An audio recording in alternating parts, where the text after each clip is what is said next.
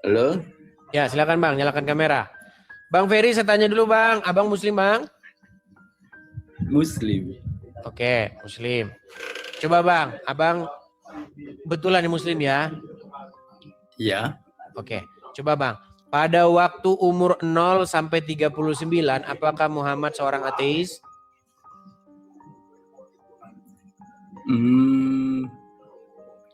Tidak jelas itu, tidak tahu saya, bro.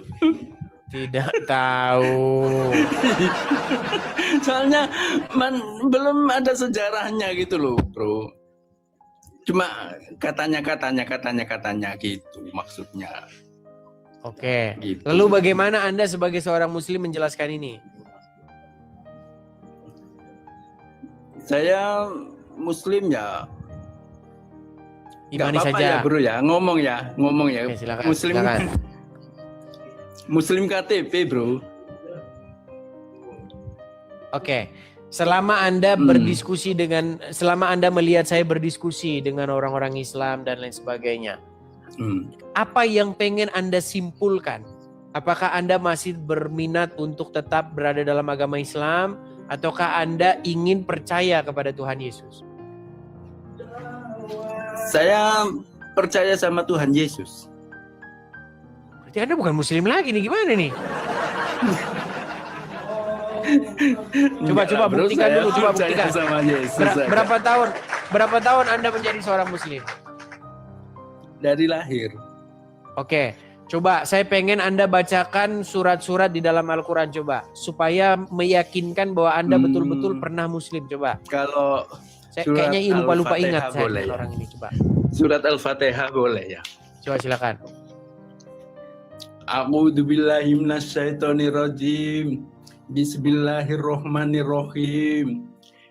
Alhamdulillahirabbil alamin. Arrahmanirrahim. Maliki yaumiddin. Iyyaka na'budu wa iyyaka nasta'in. Ihdinas siratal mustaqim. Siratal ladzina an'amta 'alaihim ghairil maghdubi 'alaihim waladdallin. Amin. Nah, ini Muslim. Coba, ada nggak satu surat lagi selain itu?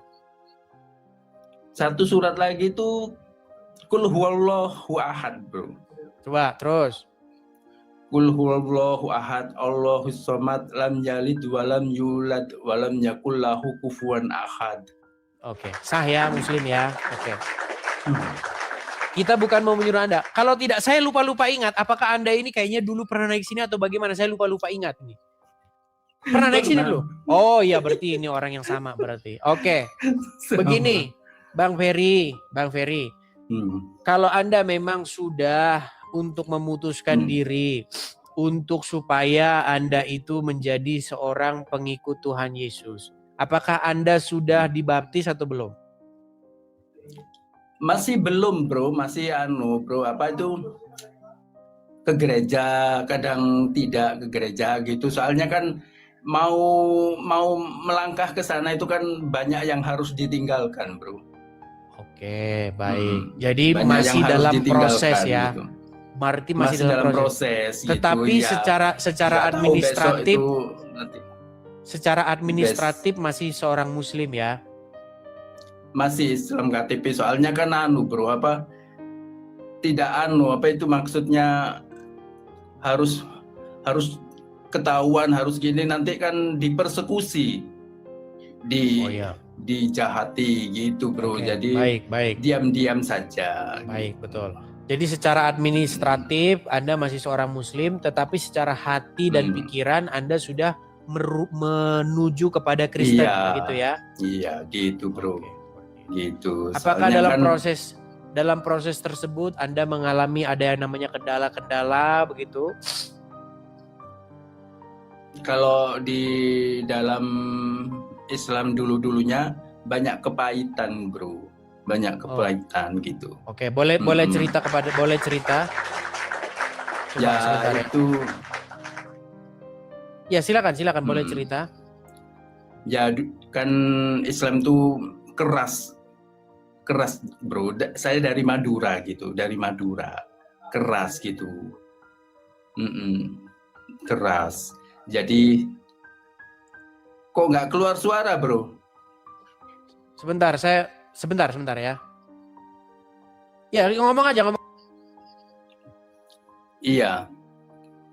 Ya dulu kecilnya kan saya dari Madura, bro. Orang tua semua dari Madura. Oke. Jadi banyak kekerasan gitu, banyak Nggak apa-apa, kekerasan. Jadi Udah saya balik kok kameranya. kan jadi orang tua aku kan fanatik, bro. Gitu. Fanatik. Jadi kalau punya anak umur 7 tahun tidak mengikuti perintahnya, dicambuk gitu, bro. Dicambuk. Jadi saya dicambuk, bro. Sakit sampai minta ampun dari situ saya dibenci gitu, dibenci soalnya tidak mengikuti perintahnya gitu, bro. Jadi saya dari situ membekas. Akhirnya saya tidak tahu, dibenci terus saya. Saya dalam diri saya, kenapa saya bukan kriminal kok dibenci? Akhirnya saya ikut membenci juga gitu. Tapi jadi waktu Anda kecil Anda dipaksa membaca huruf-huruf Arab begitu ya?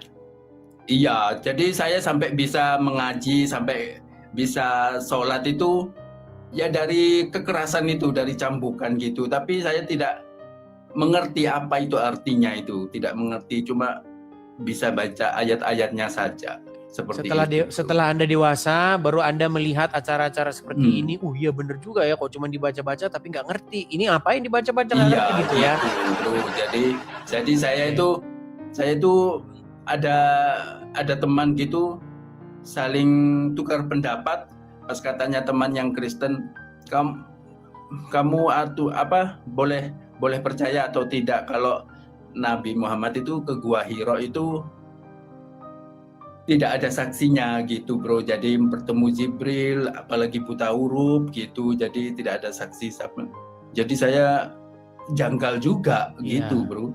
Jadi Anda punya pikiran-pikiran, berbagai macam pikiran bercampur menjadi satu. Akhirnya Anda putuskan bahwa kalau begitu iman ini harus ditinggalkan, seperti itu ya? Iya, seperti itu. Jadi pas bro, katanya naik ke langit ke-7 itu naik buruk keledai itu, bro ya.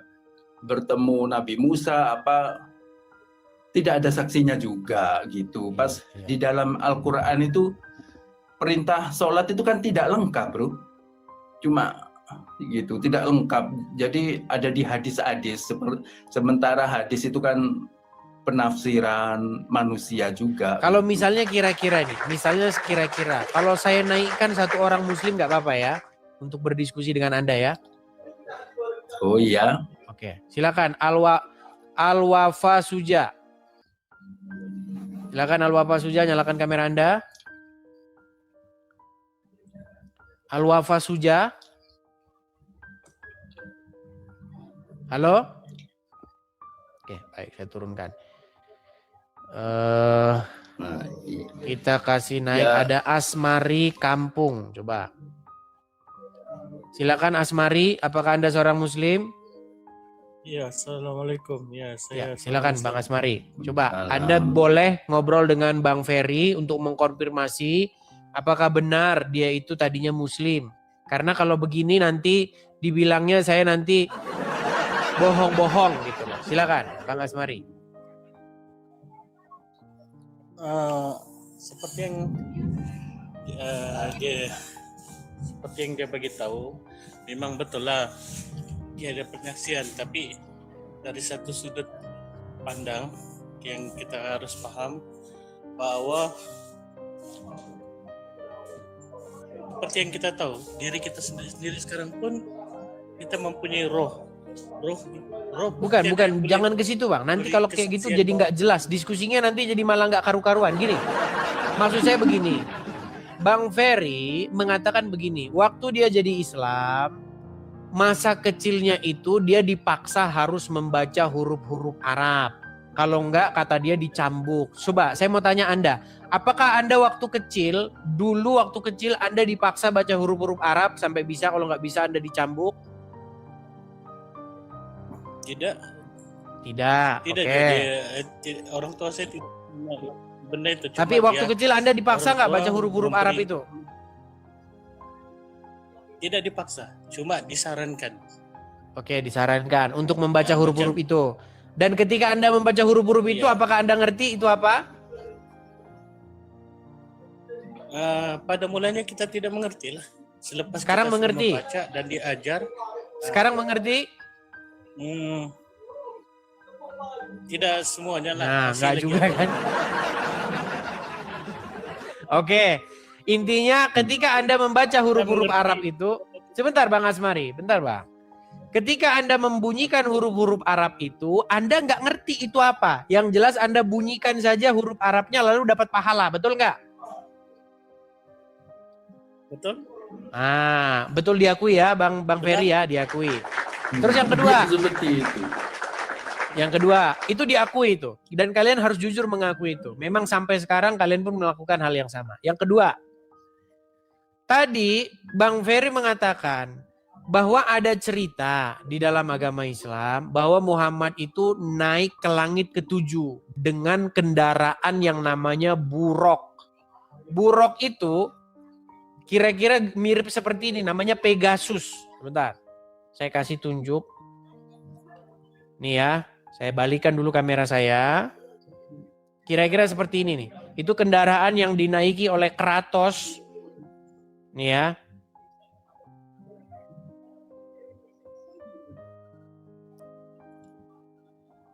Kira-kira seperti ini nih. Oke, kelihatan? Kelihatan? Nah, kira-kira begini. Ini ada dalam mitologi Yunani nih, ya. Bagaimana dia naik seekor kuda, tetapi kudanya itu bersayap dan bisa terbang.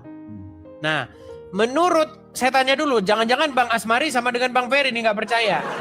Saya tanya dulu, Bang Asmari, apakah Anda percaya bahwa Muhammad naik kuda bersayap seperti ini yang disebut buraq untuk naik ke langit ketujuh?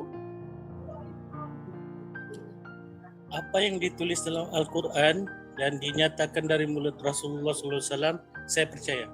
Oke, berarti Anda percaya ya? Oke, silakan Bang Ferry lanjutkan, Bang Ferry. Apa yang mau Anda bahas di poin tersebut? Iya, jadi cara berpikiran manusia kan beda-beda gitu. Kalau menurut saya tidak percaya gitu. Karena itu kan ada di ayat-ayat gitu. Sementara kita harus udah keluar Pegasus betulan. Boleh. Kan? Keluar Pegasus menyaksikan. Harus ada saksi, ada bukti seperti itu. Makasih. Jadi harus ada saksi, ada bukti gitu. Jadi apa yang terjadi di masa lampau lama itu ya terjadi sekarang juga kalau kita ada saksi, ada bukti gitu. Oke, sekarang begini. Kalau kita ngomong saksi bukti nanti itu masih bahasannya nanti seputar iman. Gini, saya bantu Bang Ferry untuk mengkonfirmasi kepada Bang Asmari Kampung. Begini, di dalam riwayat tersebut dikatakan bahwa dia melakukan perjalanan itu dalam satu malam untuk naik ke langit, bertemu dengan Allah ke Sidratul Muntaha. Dia dibawa oleh Jibril. Menurut Al-Quran, Jibril itu naik ke langit itu dalam satu hari, tetapi kadarnya itu 50.000 tahun bagi manusia. Apakah Anda tahu itu Asmari? Oke. Jadi saya tampilkan dulu ayatnya ya. Makanya saya pernah diskusi itu dengan Zuma. Makanya kesimpulannya seharusnya sampai sekarang Muhammad belum pulang. Bentar ya, saya akan kasih tunjuk. Bentar.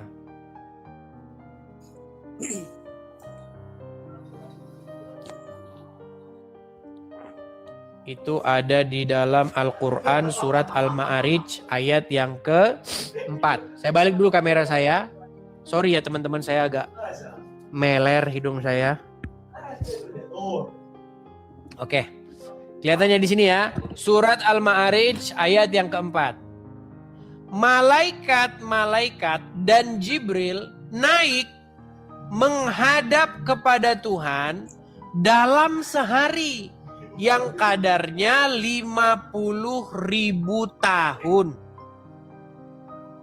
Ayat yang kelima, maka bersabarlah kamu dengan sabar yang baik. Jadi ketika malaikat naik itu menghadap kepada Allah, memang sehari. Tetapi seharinya di dalam perjalanan sehari itu di bumi itu sudah 50.000 tahun lamanya. Makanya disuruh bersabarlah dengan kesabaran yang paling baik. Nah, kalau Muhammad dibawa oleh Jibril naik ke Sidratul Muntaha menghadap kepada Allah dalam satu hari, berapa lamakah itu di bumi? Menurut surat Al-Ma'arij ayat yang keempat, berapa? 50.000 tahun. Mat naik ke langit abad keberapa? Abad harusnya sampai sekarang dia belum pulang. Ya 50.000. Loh gimana? Betul. Betul. Itu kejanggalan yang pertama. Kemudian kejanggalan yang kedua. Kalau cuma satu kejanggalan nanti Anda kurang yakin. Saya akan tunjukkan kejanggalan yang kedua. Kejanggalan yang kedua, dia berkata bahwa ketika dia sebelum naik ke Sidratul Muntaha itu, dia pergi dulu ke Masjid Al-Aqsa, ke Masjidil Aqsa. Di sana dia mengikatkan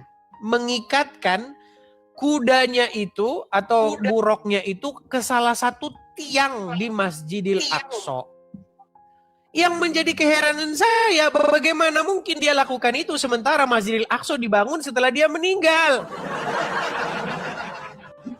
Coba jelaskan dulu. Pembangunan Masjidil Aqsa untuk pertama kalinya itu dilakukan di zaman Umar. Itu terjadi ketika Muhammad sudah meninggal. Coba jelaskan. Mungkinkah Gajah Mada parkir di Masjid Istiqlal? Coba. Mungkin nggak itu?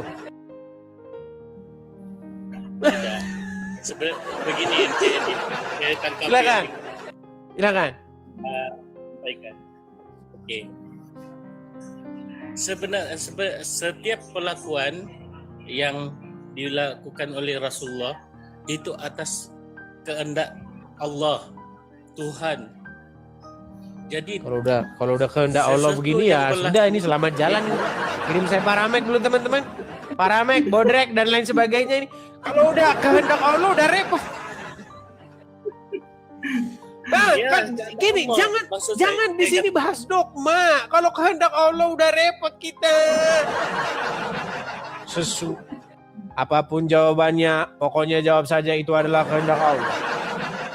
Apapun logikanya, pokoknya semua itu adalah kehendak Allah. Terus kita ngapain diskusi, Bang? Bagusan kita main kelereng. Gimana? Oke, saya akan bawa perumpamaan selepas saya terangkan. Silakan. Rasulullah dia akan mengikuti Rasulullah. Bila kita mengikuti seperti Encik Edis juga, Edis kan yang mengagapi Tuhan Yesus itu adalah Tuhan, sedangkan dia pun manusia. Sedangkan itu lebih seperti Ya gitu. Susah ya. Susah gitu. Ya pokoknya itu Saya- tadilah. Apapun bahasannya pokoknya apakah Yesus Tuhan, itu aja. Oke lah, Bang Ferry. Saya harap tidak lama lagi nanti kami mendengar berita dari Anda bahwa Anda sudah dibaptis ya. Oke. Begitu saja ya, Bang Ferry ya. Terima kasih, Bro. Sama-sama Bang. Terima Oke. kasih, Bro. Selamat malam. Tuhan Yesus berkati ya. Baik, saya turun.